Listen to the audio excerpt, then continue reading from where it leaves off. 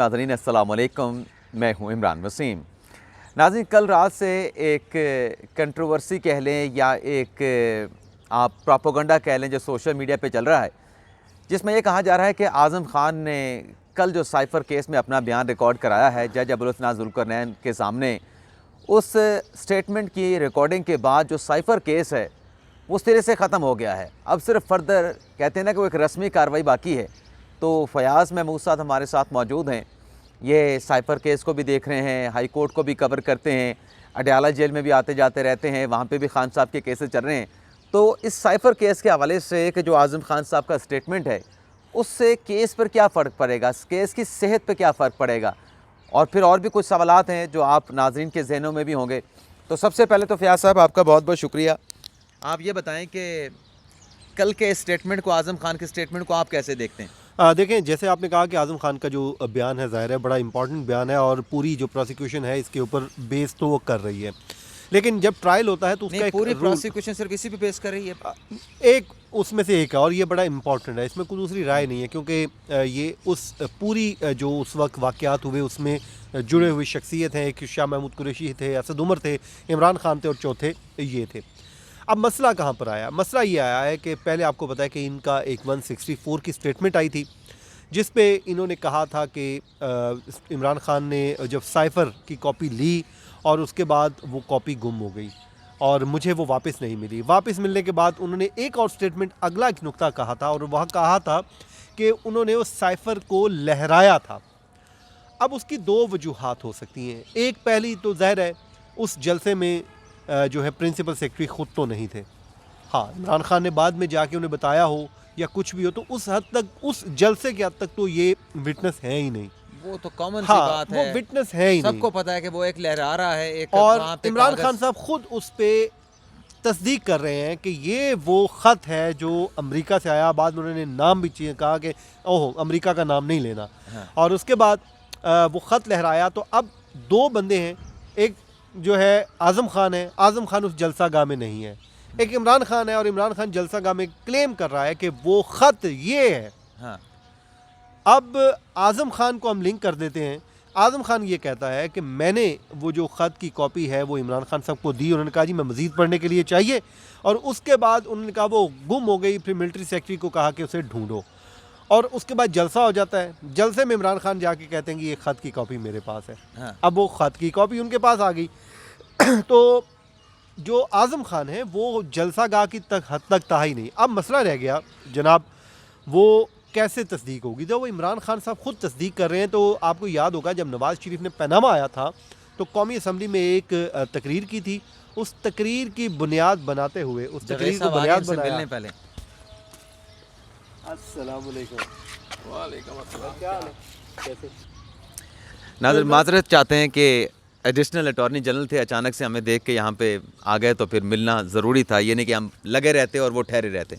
जनाब फ़याज़ साहब, तो इमरान नवाज़ साहब, शरीफ मैं की बता रहा तकरीर था कि फिर आपको याद होगा जब पनामा केस आया तो नवाज़ शरीफ साहब ने एक तकरीर की थी, और उसी तकरीर को नैब ने उठा के ला के कोर्ट में रख दिया था, और वो उन्हीं के ख़िलाफ़ वो तकरीर इस्तेमाल होगी। अब यहाँ पे क्योंकि उस वक्त का जो एक तो जलसेगाह का ज़ाहिर इमरान खान खुद ही विटनेस हैं, उन्होंने खुद क्लेम किया हुआ है, तो अब मुझे ये लगता है प्रोसिक्यूशन उस तकरीर को भी रिकॉर्ड का हिस्सा ज़रूर बनवाएगी। वो बना होगा पहले, डेफिनेटली वो बना होगा, और बल्कि है। और जमानत का केस जब इमरान खान का शाह महमूद कुरैशी का आया तो उसमें वो ट्रांसक्रिप्ट पढ़े गए। तो अब वो इमरान खान की जो स्पीच है वो बड़ा मरकजी रोल अदा करेगी। तो अब ये कहना कि आज़म खान की स्टेटमेंट से फ़र्क पड़ा, देखें आज़म खान की दो तीन चीज़ों को बड़ा किया जा रहा है। एक 161 की स्टेटमेंट जिसमें उन्होंने कहा कि मेरा ऑन ओथ स्टेटमेंट नहीं, बड़े आम बात करने लगे आप। तो दूसरा उन्होंने कहा जी 164 की स्टेटमेंट, उसमें भी मुझे ऑन ओथ नहीं लिया गया। अब 161 की वो स्टेटमेंट होती है जो पुलिस के सामने रिकॉर्ड की जाती है या किसी भी इन्वेस्टिगेशन एजेंसी के सामने,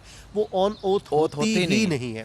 अब 164 की जो स्टेटमेंट है वो ऑन ओथ होती है। अगर मुल्ज़िम खुद मजिस्ट्रेट के रूबरू जाए, फिर मजिस्ट्रेट उसको एक पूरा एक प्रोसीजर है, वो उसे बताता है कि भाई तुम्हारे ऊपर कोई दबाव तो नहीं है, किसी किस्म की तुम्हें कोई परेशानी तो नहीं है, अगर कोई मसला है तो मुझे बताओ।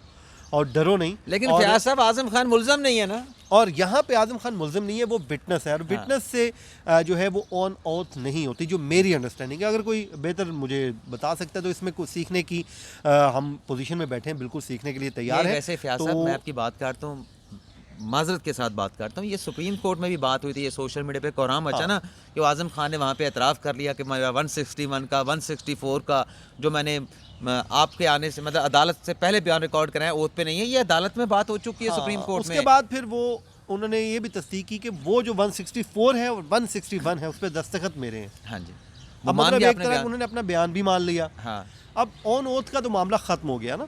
तो बाकी ज़ाहिर है हमारे दोस्तों की राय है, मेरी एक अपनी राय है, मैं गलत हो सकता हूँ, मेरा एक सोचने का अपना एक तरीकाकार है जो मैं समझ रहा हूँ, सोच रहा हूँ, और वह गलत हो सकता है। उसके बाद अगला जो मामला है उस केस क्या है, केस ये है गुमशुदगी का केस है, ठीक है, उसको कौमी सलामती को ख़तरे में डालने का केस है। मैं ये लीगल बात कर रहा हूँ, मैं बिल्कुल लीगल, इसमें कोई बाइसनेस नहीं है कि मैं सिर्फ बता रहा हूँ कि प्रोसिक्यूशन केस क्या कह रही है। लीगल एक वो कहते हैं जी गुमशुदगी का तो आजम खान खुद कह रहा है कि इमरान खान के पास से गुम हुआ, इमरान खान खुद मानता है। हाँ, वो तो लिंक कर दिया गया।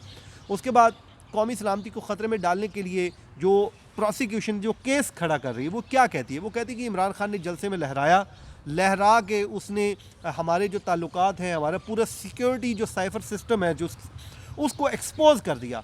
अब देखा जाए तो वो तो हुआ है, इमरान खान साहब खुद तकरीर में लहरा के जब मान रहे हैं कि ये है वो ख़त, बिल्कुल एडमिशन, और जब एडमिशन है, अब वो जो तकरीर जब पेश होगी, क्योंकि प्रोसिक्यूशन का 25 गवाह है, सिर्फ एक आजम खान नहीं है, 25 गवाहों ने मुख्तलिफ स्टेटमेंट देनी है। का रोल होगा फयाज साहब, उसमें जो सेक्रेटरी उस वक्त खारजा थे सुहेल महमूद उनका होगा। और उससे हट के एक और बात है, ये जो यहाँ पे बात होती है ना हमारे जो अभी जो आपने बात की कि वो साइफर गुम हो गया, हमारे दोस्त वो भी एक नुक्ता निकालते हैं ना, या दानिश्वर ये भी नुक्ता निकालते हैं कि वो ओरिजिनल साइफर तो वजारत खारजा में पड़ा है। वे ओरिजिनल साइफर तो आप निकाल के चाहे जितने मर्जी पढ़े लिखे बंदे को दे दें, वो तो पढ़ ही नहीं सकेगा उसमें क्या लिखा है। खान साहब को दे दें, हाँ, चीफ जस्टिस को दे दें, सदर को दे दें, वो तो कोडेड में है। असल चीज़ होती है कि जो साइफर आया है उसमें एक बड़ी सीक्रेट इन्फॉर्मेशन थी, वो सीक्रेट इन्फॉर्मेशन जब ट्रांसलेट हुई इंग्लिश में, वो जब गुम हो गया, वो जब आपने लहरा दिया, वो जब आपने बता दिया, तो आपने सारा कुछ तो बता दिया।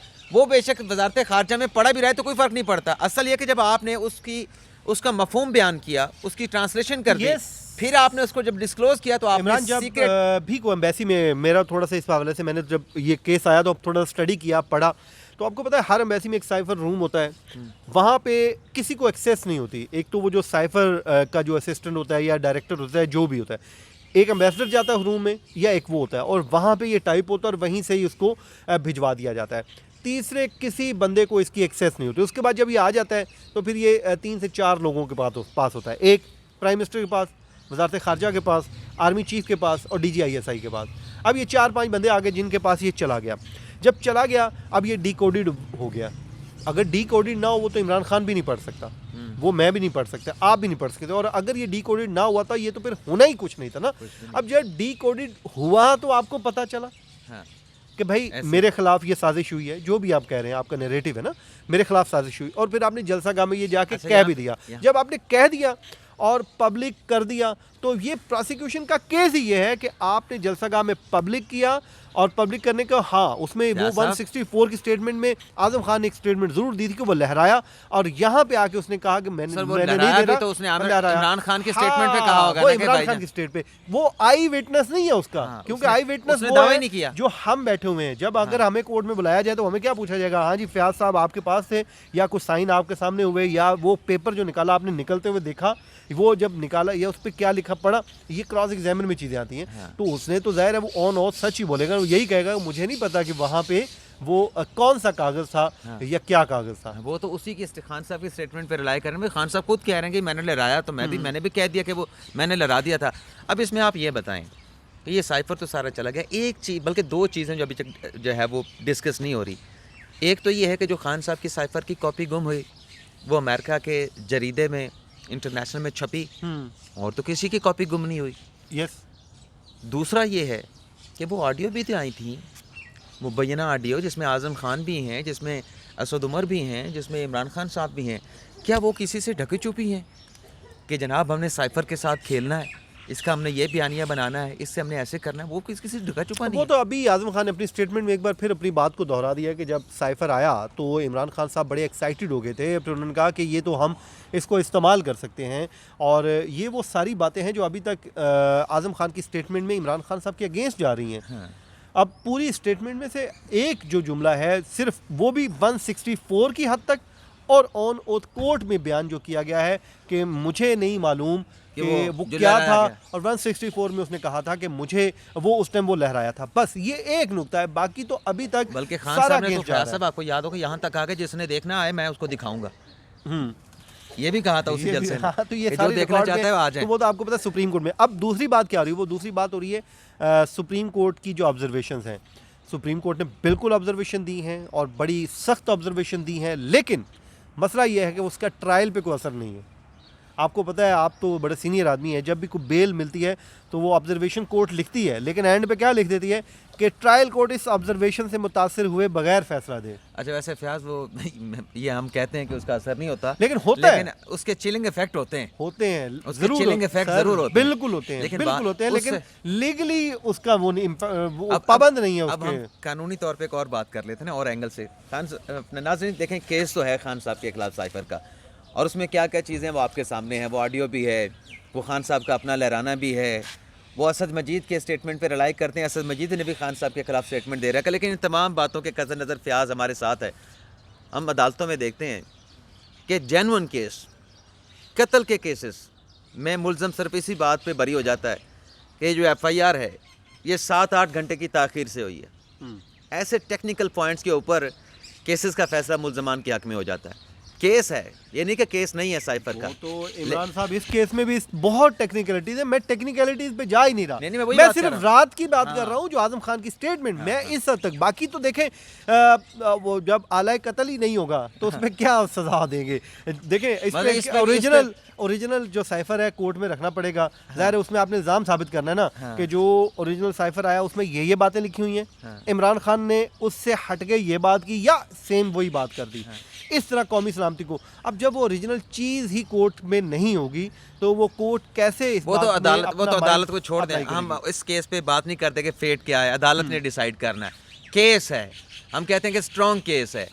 हम नहीं कह रहे कि सजा हो जाएगी, हम नहीं कह रहे बरी हो जाएंगे, हम तो सिर्फ ये बता रहे हैं कि इसमें कि ये चीज़ें हैं। कत्ल के केसेस में हम अपने सामने देखा है कि ऐसे ऐसे नुक्ते के ऊपर, मतलब ये हम यहाँ पे बैठे हैं, हमारे सामने ये लैंप है, ये एक पोल लगा हुआ है, इसके ऊपर बल्ब है, वहाँ पे एक कत्ल हुआ है, यहाँ पे कत्ल हो जाता है फ़र्ज़ करें, तो अदालतों के ऐसे फैसले भी मौजूद हैं कि जब यहाँ पे कत्ल हुआ और तफ्तीशी जब मौके पे गया तो उसने ये जो रोशनी वाला बल्ब है, ये इसने जो है वो रिकवर क्यों नहीं किया, ये इसको जो है वो रिकवरी में शामिल क्यों नहीं किया। हाँ, ऐसे ही होता है। या फिर अगर पोल के ऊपर बल्ब नहीं लगा हुआ था तो इस बात के ऊपर भी अदालत बरी कर देती, क्योंकि पोल के ऊपर बल्ब नहीं लगा हुआ था तो रोशनी नहीं थी, तो गवाहों ने पहचाना कैसे मुलज़म को। True.